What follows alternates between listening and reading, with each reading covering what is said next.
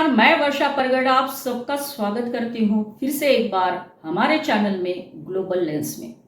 दोस्तों, प्रधानमंत्री नरेंद्र मोदी जी का जो दौरा है वो शुरू हो चुका है और वो साइप्रस जैसी जो छोटी सी कंट्री है, एक छोटा सा आइलैंड है, वहाँ पर पहुँच चुके हैं और हमने देखा किस तरह से वहाँ पे उनका जोर शोर से स्वागत किया गया।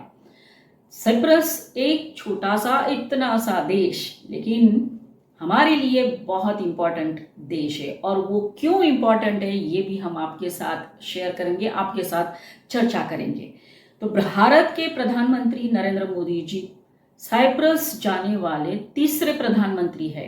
इसके पहले हमारे प्रधानमंत्री इंदिरा गांधी जी और अटल बिहारी वाजपेयी जी साइप्रस दौरे पर गए थे। ये कंट्री जो है साइप्रस इतना हमारे लिए स्ट्रैटेजिकली इंपॉर्टेंट क्यों बन गया और क्यों प्रधानमंत्री ने कनाडा जाते हुए साइप्रस ही रुकने का डिसीजन लिया, इसके पीछे कई कारण हैं जो हम आपको बताएंगे। पहला कारण ये है कि साइप्रस और टर्की के रिलेशंस, हम सब जानते हैं दुश्मन का दुश्मन दोस्त होता है। तो यहाँ पर हमारा दुश्मन अब टर्की है, क्योंकि टर्की ने खुलेआम ऑपरेशन सिंदूर के दौरान पाकिस्तान को सपोर्ट किया और ये भी हमने देखा, एविडेंसेस आए कि किस तरह से टर्की ने दिए हुए ड्रोन्स और वेपन्स डिस्ट्रॉय किए भारत में। तो टर्की हमारा दुश्मन देश ही है और उसके बाद जो एक तरह से गुस्सा उमड़ पड़ा था लोगों का, बॉयकॉट टर्की वगैरह, कितने सारे जो कैंसलेशंस हुए, जो लोग विजिट करने वाले थे टर्की को। तो ये बहुत अच्छी बात है कि लोगों ने अपनी जो भावना है अपने देश के प्रति वो बताई, तो ये वो एक अलग बात है। लेकिन टर्की हमारे लिए आज की स्थिति में दुश्मन देश है। अब टर्की के दुश्मन के बारे में बात करते हैं, वो है साइप्रस। तो ये जो साइप्रस है पहले ओटोमन एम्पायर का एक हिस्सा होता था और इसी को लेकर ही टर्की और साइप्रस के बीच में तनाव है, दुश्मनी है। 1974 में टर्की ने साइप्रस का नॉर्दर्न जो एरिया है, जो रीजन है, उसके ऊपर कब्जा कर लिया और आज भी है, जिसको वो बोलते हैं कि टर्किश रिपब्लिकन नॉर्दर्न साइप्रस। जो एरिया जो है वो कुछ हिस्सा जो है उसके कब्जे में है। और साइप्रस ऑब्वियसली किसी भी देश का इलीगली अगर कोई देश कब्जा कर लेता है तो साइप्रस तो प्रयास करेगा ही। तो इसी को लेके तनाव है दोनों के बीच में, दैट इज साइप्रस और टर्की के बीच में। फिर उसके बाद बात क्या है, तो जो पोर्शन अभी साइप्रस के कब्जे में है वो है Cyprus European Union western alliance के अंदर और उसी के पास में एक यूनाइटेड नेशंस का बफर जोन भी है।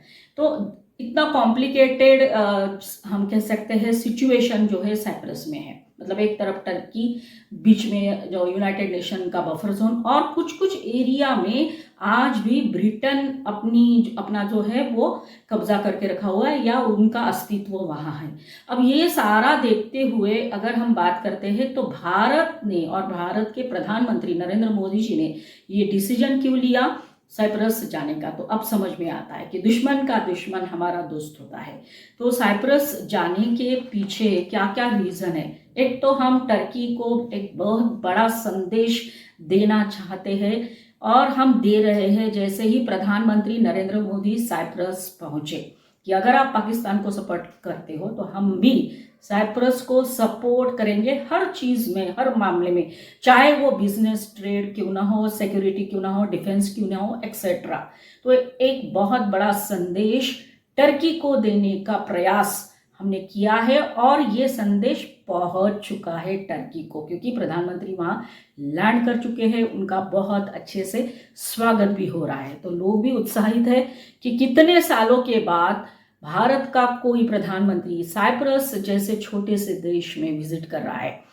तो ये एक बात थी। फिर दूसरी बात क्या है कि साइप्रस जो है वो ऐसी जगह पर लोकेटेड है, उसका जो जोग्राफिकल लोकेशन है वो सबके लिए इंपॉर्टेंट बनता है, यूरोपियन यूनियन के लिए भी, और हमारे लिए भी, क्योंकि यहाँ से कनेक्शन हम बना सकते हैं यूरोप के साथ, और साथ साथ साउथ एशिया के साथ वो लोग भी कनेक्शन बना सकते हैं, और वो जाएगा साइप्रस के थ्रू। इसीलिए साइप्रस को भारत एक गेटवे की तरह देख रहा है मेडिटेरियन एरिया के लिए as well as European country के लिए, जहां से भारत अपना ट्रेड बिजनेस बढ़ा सके। तो ये एक इम्पॉर्टेंट बात भी थी कि साइप्रस हमारे लिए गेटवे है कनेक्शन के माध्यम से। फिर भारत के लिए भी साइप्रस उसी तरह से खड़ा है जिस तरह से भारत साइप्रस के लिए खड़ा है। भारत सपोर्ट करता है साइप्रस को और मानता है कि जो एरिया टर्की ने कब्जा किया है वो साइप्रस को मिलना चाहिए। उसी तरह से साइप्रस भी भारत को सपोर्ट करता है कि जो एरिया पाकिस्तान ने इलीगली कैप्चर करके रखा है जातीय पीओके, वो भारत का ही हिस्सा है। इतना ही नहीं, ऑपरेशन सिंदूर के बाद भी साइप्रस ने भारत को सपोर्ट किया। टेररिज्म काउंटर करने के लिए भारत के साथ हमेशा खड़ा रहता है Cyprus. As well as UNSC में भी साइप्रस भारत को सपोर्ट करता है। तो दोनों देश साइप्रस और भारत एक दूसरे को अच्छे से समझते हैं, एक दूसरे के क्या प्रॉब्लम्स है ये भी समझते हैं, और ये देखते हुए दोनों के बीच में इस विजिट से जो रिलेशन से जो संबंध है वो और भी मजबूत बनेंगे। तो ये एक दूसरा दृष्टिकोण है भारत और साइप्रस का। फिर उसके बाद जो आता है कि साइप्रस की जो बैंक है, सबसे बड़ी बैंक है, उन्होंने डिक्लेयर किया है जिसका नाम है आई थिंक यूरो बैंक, वो जो है भारत में मुंबई में अपनी ब्रांच खोलने जा रही है। तो एक तरह से देखिए दोनों देश इन्वेस्टमेंट ट्रेड इस एंगल से भी सोच रही है। अब बात करते हैं कि भारत और साइप्रस कैसे मजबूत स्थिति में आ सकता है, और साइप्रस भी किस तरह से भारत की मदद से टर्की को काउंटर कर सकता है। जैसे हम सब जानते हैं कि ऑपरेशन सिंदूर के दौरान भारत की जो डिफेंस सिस्टम है उसने किस तरह से भारत को बचा के रखा, भारत के एरिया को बचा के रखा, और चाहे अमेरिका हो, चाइना हो, टर्की हो, उनके कोई भी जो ड्रोन्स या मिसाइल्स है वो हमारा ज़्यादा नुकसान नहीं कर पाए। तो ये देखते हुए भारत साइप्रस को अपनी जो डिफेंस सिस्टम है या डिफेंस सिक्योरिटी सिस्टम है ये भी शेयर कर सकता है, ताकि साइप्रस टर्की के आगे अपना डिफेंस सिस्टम और स्ट्रांग बना सके। ये बायलैटरल टॉक्स होंगे भी, हमें अभी तक पता नहीं है कि होंगे कि नहीं, लेकिन जब हम देख रहे थे पूरे इस सिचुएशन को, इस मामले को, तो ये बात भी हमने पढ़ी है कि सिक्योरिटी डिफेंस इस मामले में भी कुछ एग्रीमेंट्स हो सकते हैं। तो ये है साइप्रस का महत्व हमारे लिए। तो पाकिस्तान के साथ टर्की भले ही क्यों ना खड़ा हो, लेकिन हम साइप्रस के साथ खड़े हैं।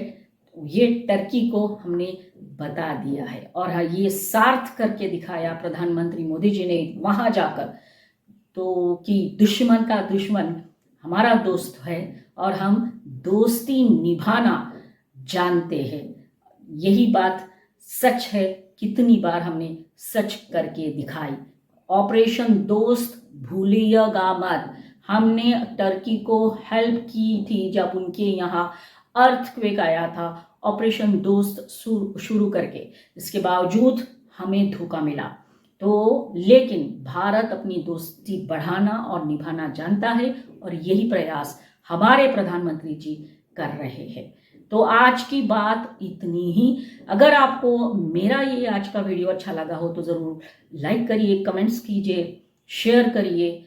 जिन्होंने हमारा चैनल सब्सक्राइब नहीं किया है वो ज़रूर सब्सक्राइब कर लीजिए, ताकि आपको हमारे आने वाली वीडियोस के बारे में पता चले। तो अगले वीडियो में नए कंटेंट और इंटरेस्टिंग टॉपिक के साथ हम आ रहे हैं। हमारे साथ जुड़े रहिए।